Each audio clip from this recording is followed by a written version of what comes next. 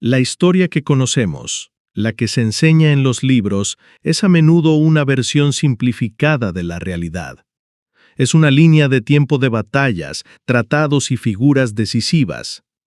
Pero bajo esa superficie, en las grietas del relato oficial, yacen historias que desafían toda lógica. Sucesos tan extraños, tan improbables, que parecen pertenecer más a la ficción que a los anales de la historia. Esta es una de esas historias, un viaje al corazón de dos de los enigmas más perdurables de la Segunda Guerra Mundial. Para empezar, debemos viajar a la cúspide del poder del Tercer Reich y enfocarnos en la figura de un solo hombre, la sombra misma de Adolf Hitler. Su nombre era Rudolf Hess. En los juicios de Nuremberg sería conocido como el prisionero número 1, pero en la primavera de 1941 ostentaba el título de lugarteniente del Führer, segundo en la línea de sucesión del régimen más temido del planeta. Su lealtad a Hitler era legendaria. Había sido uno de sus primeros seguidores, un camarada en el fallido Putsch de Múnich, y el hombre a quien Hitler le dictó su infame manifiesto, Mein Kampf, mientras ambos estaban en prisión. Hess no era un estratega militar brillante como Rommel, ni un burócrata despiadado como Himmler, ni un intrigante maestro de la propaganda como Goebbels. Su poder residía en su proximidad y su devoción casi fanática al Führer. Sin embargo, para 1941, esa devoción ya no era suficiente. El círculo íntimo de Hitler había cambiado. Figuras más ambiciosas y pragmáticas como Martin Bormann, quien hábilmente se apoderó de las funciones administrativas de Hess, lo estaban marginando. Hess, un hombre profundamente interesado en la astrología, la medicina homeopática y las corrientes esotéricas, se encontraba cada vez más aislado, una reliquia de los primeros días del partido en un régimen que ahora se movía a la velocidad de la guerra total. Veía cómo su influencia se desvanecía, cómo su acceso al Führer era bloqueado por sus rivales. Necesitaba un acto audaz, un golpe maestro que lo catapultara de nuevo al centro del poder y reafirmara su importancia histórica. Y en su mente, influenciada por profecías y un análisis desesperado de la situación geopolítica, encontró esa misión. En el horizonte se cernía la decisión más monumental y fatídica de Hitler, la Operación Barbarroja, la invasión de la Unión Soviética. Hess, como muchos en el alto mando, recordaba la lección de la Primera Guerra Mundial. Una guerra en dos frentes contra Rusia y Gran Bretaña era el camino a la ruina. Estaba convencido de que si podía asegurar la paz con los británicos, le estaría ofreciendo a Hitler la victoria definitiva en bandeja de plata, eliminando el frente occidental y permitiendo que toda la maquinaria de guerra nazi se concentrara en el este. Sería su gran legado. Esta no fue una decisión impulsiva. Durante meses, Hess se preparó en secreto. Utilizó sus conexiones para obtener un Messerschmitt Bf-110, un caza pesado de largo alcance, y lo equipó con tanques de combustible adicionales. Pasó semanas estudiando meticulosamente las cartas de navegación, las rutas de vuelo y los informes meteorológicos del Mar del Norte. Realizó vuelos de práctica, perfeccionando cada detalle de un plan que era, a partes iguales, preciso en su ejecución y completamente delirante en su concepción. Finalmente, la noche del 10 de mayo de 1941, el plan se puso en marcha. Desde un aeródromo cerca de Múnich, bajo el pretexto de un vuelo rutinario, Rudolf Hess despegó y apuntó su nariz hacia el noroeste. Volando a baja altura para evitar los radares, se deslizó sobre la Alemania nocturna, cruzó la costa y se adentró en la inmensidad oscura del Mar del Norte. Solo en su cabina, con el rugido de los dos motores como única compañía, navegó durante casi 5 horas a través de territorio hostil. Un viaje de más de 1.600 kilómetros, guiado por la luz de la luna, sus mapas y una fe ciega en su destino. Al llegar a la costa de Escocia, su combustible estaba críticamente bajo. Localizó su objetivo, la finca del duque de Hamilton. Pero la oscuridad y la falta de combustible le impidieron aterrizar. No había otra opción. A las 11 de la noche, el segundo hombre más poderoso del Tercer Reich abrió la carlinca de su avión, se arrojó a la noche helada y dejó que su paracaídas lo llevara hacia la tierra enemiga. Minutos después, un granjero local llamado David McLean, investigando el sonido de un avión que se estrellaba, encontró una escena que jamás podría haber imaginado. En medio de su campo, un hombre con un uniforme de la Luftwaffe yacía en el suelo, luchando por quitarse el paracaídas y quejándose de un tobillo roto. El misterioso piloto, que se presentó con el nombre de Hauptmann Alfred Horn, pidió cortésmente ser llevado ante el duque de Hamilton, afirmando tener un mensaje de suma importancia para él. El granjero, perplejo, lo llevó a su casa y alertó a la Home Guard local. En cuestión de una hora el piloto fue puesto bajo custodia. Aún nadie sabía la verdadera identidad del hombre que había caído del cielo, pero el enigma apenas comenzaba.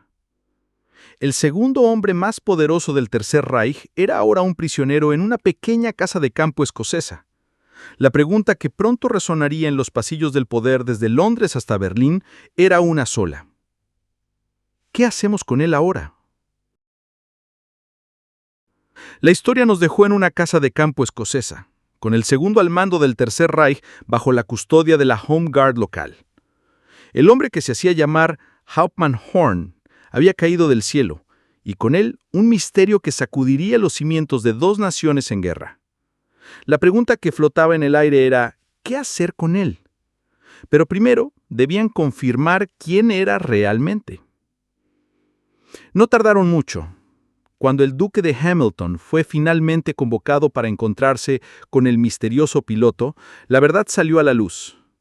Rudolf Hess, el lugarteniente del Führer, estaba allí, en persona, con el tobillo roto, pero con la mente fija en su propósito. En una de las conversaciones más extrañas de la historia diplomática, Hess le expuso al atónito duque su plan de paz. Alemania se quedaría con Europa y, a cambio, le garantizaría al Imperio Británico su existencia. Esperaba que Hamilton, a quien creía parte de una facción secreta pacifista, llevara esta oferta directamente al rey.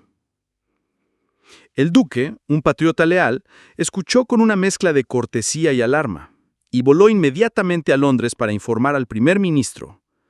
La reacción de Winston Churchill fue una clase magistral de pragmatismo. Mientras algunos en su gobierno estaban perplejos, Churchill vio la situación con una claridad glacial.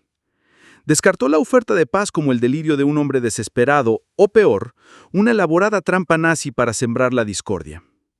En sus diarios, Churchill relató el suceso con una especie de diversión sombría, refiriéndose a su inesperado huésped con sarcasmo. Ordenó que Hess fuera completamente aislado, no como un enviado diplomático, sino como un prisionero de guerra de valor incalculable. Hess fue trasladado en secreto a varios lugares seguros, incluyendo un breve pero simbólico encierro en la Torre de Londres, el antiguo hogar de los traidores y enemigos del Estado. Allí fue interrogado extensamente por los expertos de la inteligencia británica. Para ellos no era un pacificador, sino una posible mina de oro de información sobre la moral, las intenciones y los secretos del alto mando nazi. Sin embargo, a medida que los interrogatorios avanzaban y Hess se daba cuenta de que su grandiosa misión había fracasado de forma miserable, su estado mental comenzó a deteriorarse. Se volvió paranoico, errático, y su desesperación culminó en un intento de suicidio. El hombre que había volado para cambiar el curso de la historia era ahora un prisionero roto, física y mentalmente. Mientras tanto, la noticia de la captura de Hess cruzaba el Mar del Norte y llegaba al Berghof, el refugio alpino de Hitler. La reacción del Führer no fue de cálculo, sino de pura y volcánica furia. Testigos presenciales, como su arquitecto Albert Speer, describieron cómo Hitler dejó escapar un grito de rabia casi animal, paseándose por la habitación con una ira que aterrorizó a todos los presentes. ¿Por qué una reacción tan visceral? No era solo la traición personal de uno de sus más antiguos camaradas, era el desastre político y de propaganda. Hitler temía que sus aliados, especialmente Mussolini en Italia y los japoneses, vieran el vuelo de Hess como un intento de negociar una paz por separado, una puñalada por la espalda. Temía, con razón, que Churchill utilizara el incidente para ridiculizar al régimen, para presentarlo como un circo de locos y traidores. La maquinaria de propaganda de Joseph Goebbels se puso en marcha de inmediato. La narrativa oficial se elaboró y difundió en cuestión de horas. Rudolf Hess, un idealista patriota, había sufrido durante mucho tiempo una enfermedad mental progresiva y en un acto de delirio había robado un avión en una misión trágicamente equivocada. Su nombre fue prohibido, sus oficinas fueron clausuradas y el régimen intentó borrarlo de su propia historia. Pero aquí es donde el relato oficial se fractura y entramos en el reino de las teorías que han perseguido a este caso durante décadas. La primera y más explosiva es, ¿y si la furia de Hitler fue una actuación? ¿Y si en realidad él sabía sobre la misión? Esta teoría se apoya en un pilar principal, un documento soviético que contiene la confesión de Karl-Heinz Pinch, el ayudante personal de Hess. Capturado en el frente oriental, Pinch declaró bajo interrogatorio que Hitler no solo conocía el plan, sino que lo había aprobado tácitamente. Afirmó que acompañó a Hess al aeródromo y que, tras el despegue, entregó una carta de Hess al Führer.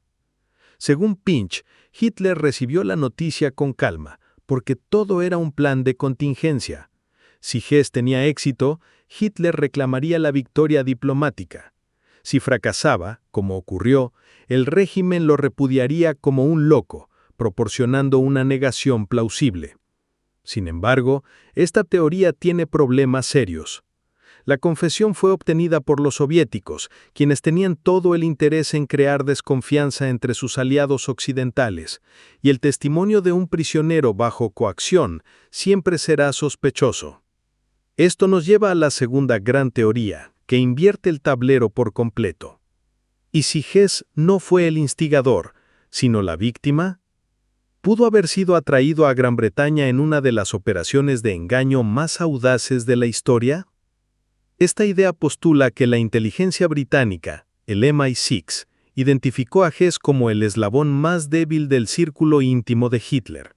Sabiendo de su interés por el ocultismo, la astrología y su desesperación por recuperar el favor del Führer, podrían haberle tendido una trampa. A través de agentes dobles y canales diplomáticos falsos, podrían haberle hecho llegar mensajes que confirmaban sus creencias de que una poderosa facción antibélica, liderada por figuras como el Duque de Hamilton, estaba lista para derrocar a Churchill y negociar la paz. Esto explicaría la confianza ciega de Hess en su misión y su fijación con el duque. No sería la ilusión de un loco, sino la convicción de un hombre que había sido expertamente manipulado. Si bien es una teoría fascinante, hasta el día de hoy no ha surgido ni un solo documento desclasificado o testimonio creíble del lado británico que la confirme. Así, el mundo se quedó con un rompecabezas sin solución.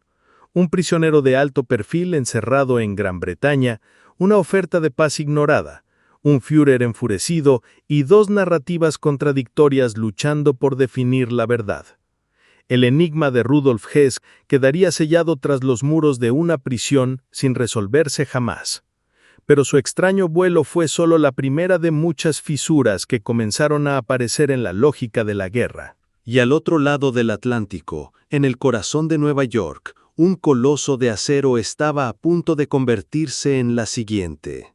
El enigma de Rudolf Hess, sellado tras los muros de una prisión, demostró que la guerra no solo se libraba en los campos de batalla, sino también en las mentes de los hombres y en los pasillos secretos del poder. Su extraño vuelo fue una fisura en la lógica aparente de la guerra, una prueba de que los eventos más improbables podían ocurrir. Pero no fue la única.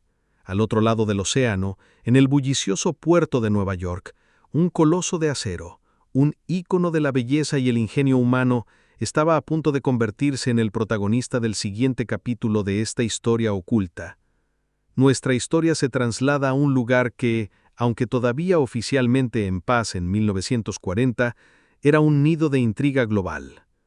Nueva York era un hervidero de espías, diplomáticos, refugiados y magnates, y en sus muelles se encontraba el símbolo más grandioso del lujo y la velocidad, el transatlántico SS Normandy. Para entender la tragedia que estaba por venir, primero hay que comprender la magnificencia que se perdió. El Normandy no era simplemente un barco, era una obra de arte flotante, la máxima expresión del estilo Art Deco y el orgullo incuestionable de Francia. Lanzado en 1935, había sido diseñado con un solo propósito: ser el mejor en todo. Su comedor de primera clase, de 3 pisos de altura, era más largo que el Salón de los Espejos del Palacio de Versalles, adornado con pilares de cristal de la Lick que brillaban con luz propia.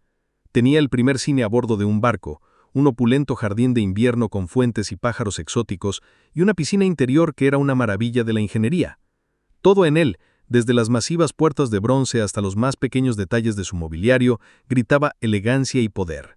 Se enzarzó en una feroz rivalidad con el gigante británico, el Queen Mary, por el codiciado gallardete Azul, el premio a la travesía más rápida del Atlántico, consolidando su estatus de leyenda. Pero la gloria de esta reina de los océanos sería efímera. En agosto de 1939, el Normandy completó lo que sería su último viaje comercial, atracando en el Muelle 88 de Nueva York. Días después, el 1 de septiembre, Alemania invadió Polonia y la guerra estalló en Europa. El regreso a Francia era demasiado peligroso. El Normandy quedó varado, internado por el gobierno de los Estados Unidos, que en ese entonces era una nación neutral. Durante meses, una escena surrealista se desarrolló en el puerto de Nueva York. El Normandy estaba amarrado a un lado del muelle, y justo al otro lado, su gran rival, el Queen Mary. Más tarde se les uniría el nuevo Queen Elizabeth. Los 3 transatlánticos más grandes y famosos del mundo, convertidos en gigantes dormidos, cautivos en una jaula dorada. Durante más de 2 años, una devota tripulación francesa permaneció a bordo del Normandy, manteniéndolo en perfectas condiciones. Lo cuidaban como a una joya, conscientes de su valor y el temor constante a un sabotaje por parte de agentes del eje. Implementaron un sistema de vigilancia contra incendios impecable, patrullando cada rincón del vasto barco día y noche. Pero entonces, el 7 de diciembre de 1941, el ataque a Pearl Harbor lo cambió todo. Estados Unidos entró en la guerra y el destino del Normandy quedó sellado. 5 días después, bajo una ley marítima conocida como el Derecho de Hangaria, el gobierno estadounidense se apoderó formalmente del barco. Los planes se elaboraron con una urgencia febril. El palacio flotante sería despojado de su lujo y transformado en un transporte de tropas de alta velocidad, capaz de llevar a más de 12.000 soldados a Europa en cada viaje. Fue rebautizado como USS Lafayette, en honor al héroe francés de la Revolución Americana. La conversión comenzó en enero de 1942 y fue una sinfonía de caos. La Marina de los Estados Unidos exigía que el trabajo se completara en un tiempo récord, y la prisa condujo a una serie de decisiones fatales. Cientos de contratistas civiles, muchos sin la experiencia adecuada, invadieron el barco. Con martillos y sopletes, comenzaron a arrancar los paneles de madera exótica, los murales de cristal y los lujosos accesorios que habían definido al Normandy. En este frenesí se cometieron errores críticos, uno tras otro, como si el destino estuviera tejiendo una red para atrapar al gran barco.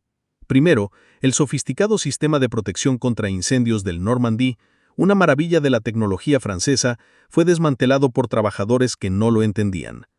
Segundo, la disciplinada y experta tripulación francesa, los hombres que conocían cada rincón y cada peculiaridad del barco, fueron despedidos. Tercero, en un descuido que roza el criminal, nadie se preocupó en fabricar adaptadores para que las mangueras del Departamento de Bomberos de Nueva York pudieran acoplarse a las bocas de incendio de tamaño francés del barco. Y finalmente, el error más grave de todos. Para hacer espacio, los trabajadores amontonaron miles de chalecos salvavidas en el magnífico gran salón. Estos chalecos estaban rellenos de un material altamente inflamable llamado capoc. Había montañas de ellos, envueltos en tela de arpillera, apilados hasta el techo justo al lado de donde un equipo de soldadores se preparaba para cortar unas pesadas columnas de acero con sopletes de acetileno. El palacio flotante había sido despojado de su alma y convertido en un laberinto de peligros. Con cada pieza de lujo arrancada, con cada sistema de seguridad desconectado, el Normandy, ahora USS Lafayette, se acercaba un paso más a su trágico destino. En la fría tarde del 9 de febrero de 1942, un soldador llamado Clement Derrick encendió su soplete y con una sola e inocente chispa estaba a punto de desatar el infierno.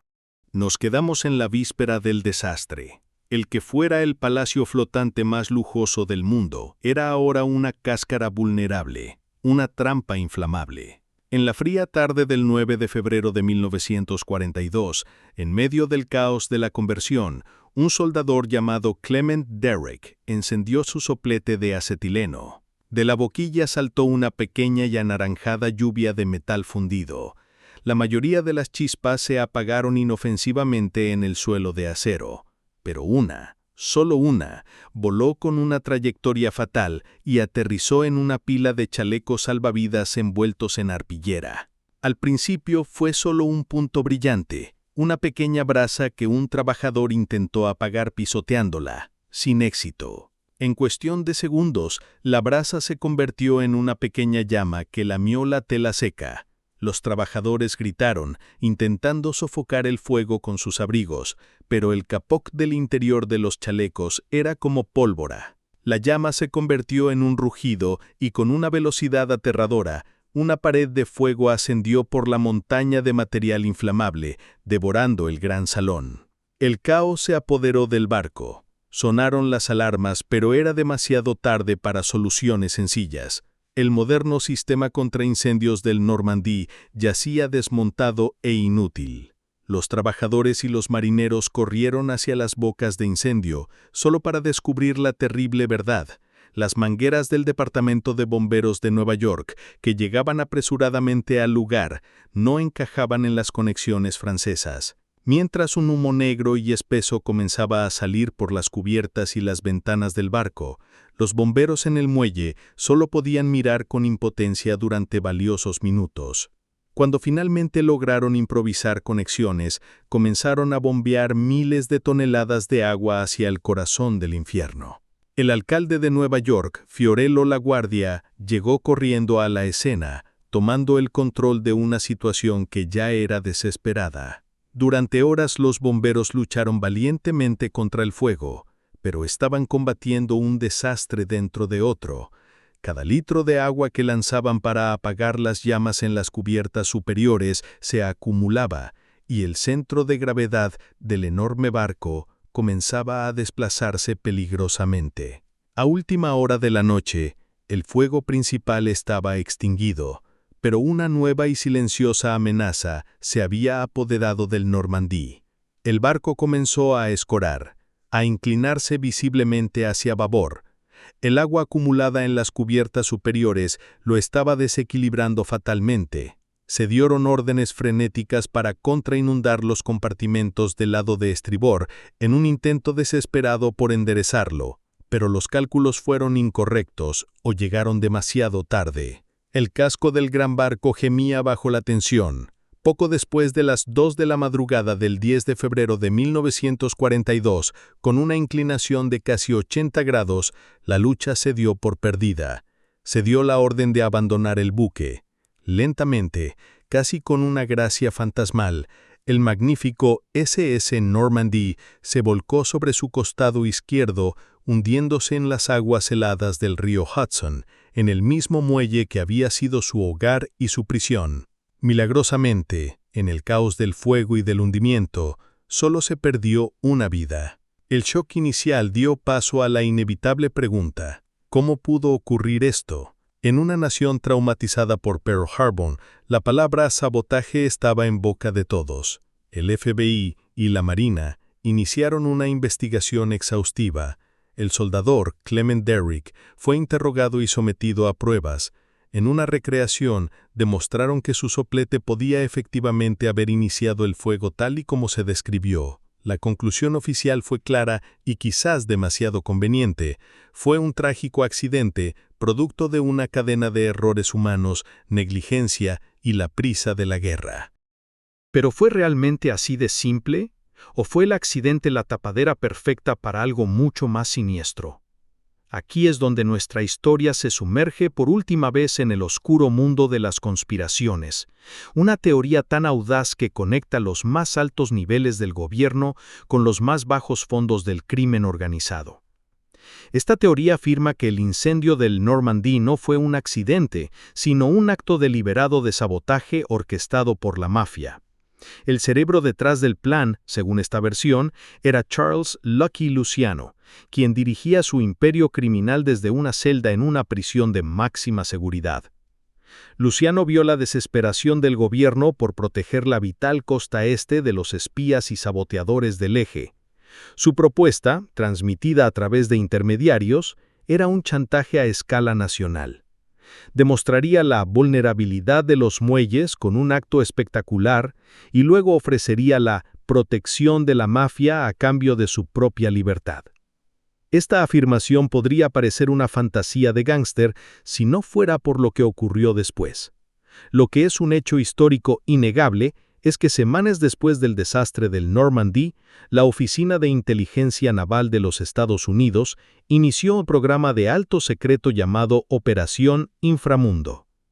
El gobierno de los Estados Unidos hizo un pacto con el diablo.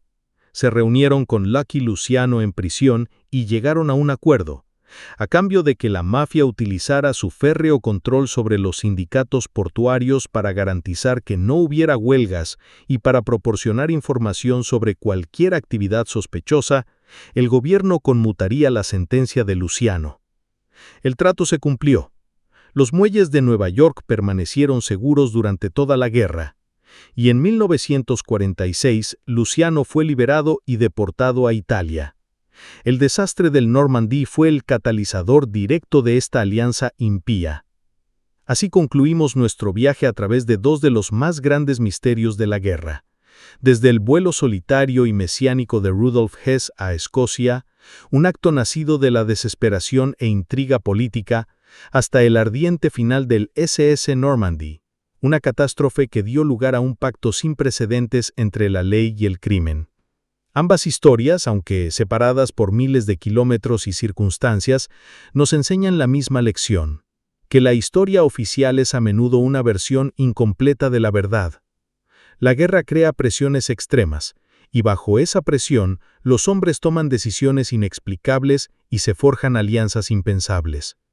La verdad completa sobre el vuelo de Hess o incendio del Normandy puede que esté perdida para siempre, enterrada en archivos clasificados o en los secretos que los hombres se llevaron a la tumba.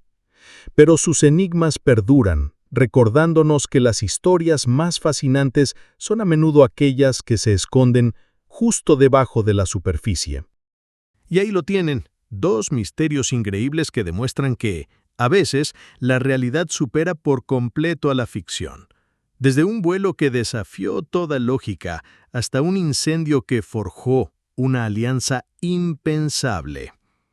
Si te fascinan estas historias ocultas y quieres que sigamos desenterrando los secretos más extraños de la historia, te agradecería muchísimo que dejaras un buen like en este video. Y si aún no eres parte de esta comunidad, dale al botón de suscribir y activa la campanita para que no te pierdas nuestras futuras investigaciones. Ahora quiero saber qué piensan ustedes. La pregunta es obligada. ¿Creen que Hess actuó solo, consumido por la locura y la desesperación? ¿O fue parte de una conspiración mucho más grande? Y sobre el Normandy, ¿fue un simple y trágico accidente? ¿O la jugada maestra de la mafia para conseguir un pacto con el gobierno? Déjenme sus teorías en los comentarios. Y ya que están por ahí, cuéntenme qué otro enigma histórico, evento sin resolver o personaje misterioso les gustaría que exploráramos en un próximo video. Siempre leo sus sugerencias para encontrar nuevas historias. Gracias por acompañarme en este viaje a las sombras del pasado. Nos vemos en la próxima historia.